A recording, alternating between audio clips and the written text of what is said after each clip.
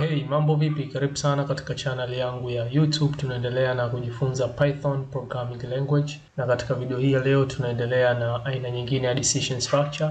Baada ya kuweza kuangalia ile single alternative decision structure, if statement, basi leo tutakwenda kuangalia aina nyingine ambayo ni dual alternative decision structure, ambayo hii inakuwa ina njia mbili ya kufanyia execution. Njia ya kwanza itachukuliwa ikitokea tu condition ni true, lakini njia ya pili ikitokea condition ni false.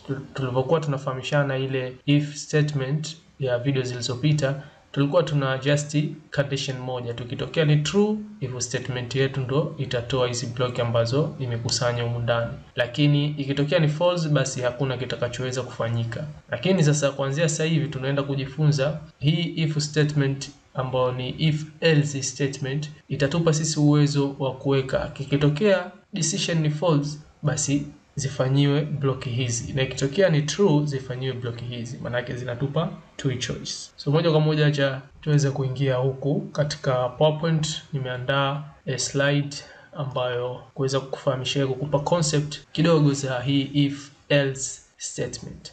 So hii ni if else statement ambayo kwa jina jingine tunaita dual alternative decision structure. Kama nilivyotangulia kusema, ina njia mbili za kufanyia execution.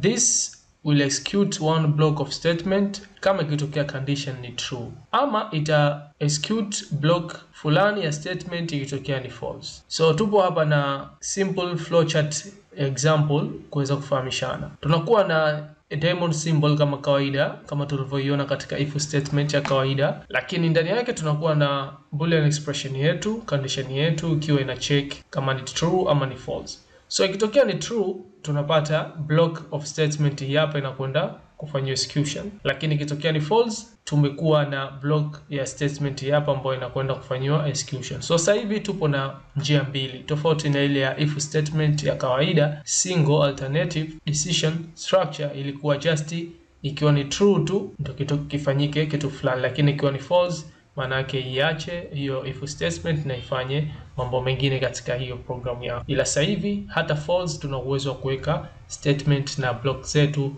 kitu gani kifanyike kitokea ni false, na hii itasaidia sana. Utakwenda kuona muda so mrefu katika mifano. Na uandishi wa hii if else statement inakuwa inaanza na keyword yetu ya if kama kawaida, inafuata condition yetu ile boolean expression yetu, then inakwenda tunaweka block of statement zetu ndani yake tukizingatia uachaji wa indentation. So hapa inachoenda kufanyika, ikiwa condition yetu itatoa jibu la true, basi hizi block of statement zetu zitatolewa na zitafanya kazi.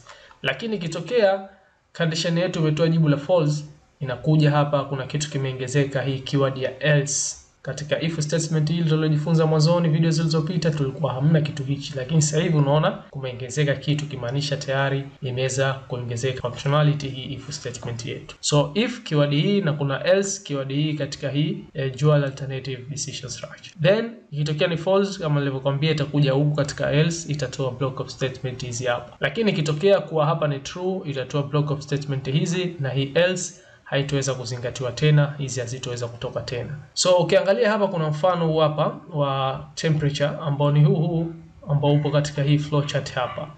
So if temperature ni ndogo ya 40, basi iweze kuprint ujumbe huu electric hot is not it, lakini ikitokea ni kubwa zaidi ya 40 itakuja kwenye else iprint nice weather we are having. So moja kwa moja hapa kama ni temperature ipo variable huko imehifadhi value fulani pengine 30, itakuja hapa, je, temperature ni ndogo ya 40? Ni kweli temperature ni 30, kwa hiyo kitafanywa kitu hichi, itatoka huu ujumbe wa little code is not it, lakini else haitoweza kuzingatiwa tena kwa sababu hapa kimeshaweza kufanywa kazi hichi kitu, tumepata jibu la true katika boolean expression yetu. Ikitokea temperature ni 50, maana yake imeshavunja hii boolean expression hapa na tayari tunapata false, basi hichi hakitofanywa kazi, hakitotoka, na itakuja katika else itatoa kile kitu ambacho kimo ndani ya else. Nadhani umeweza kunielewa concept iliyo baina ya hii if else na ile ya mwanzo ya if statement ambayo tuliangalia katika video kadhaa zilizopita huko nyuma. Na hii ni nzuri sana, itatusaidia sisi kuweka kama tupo na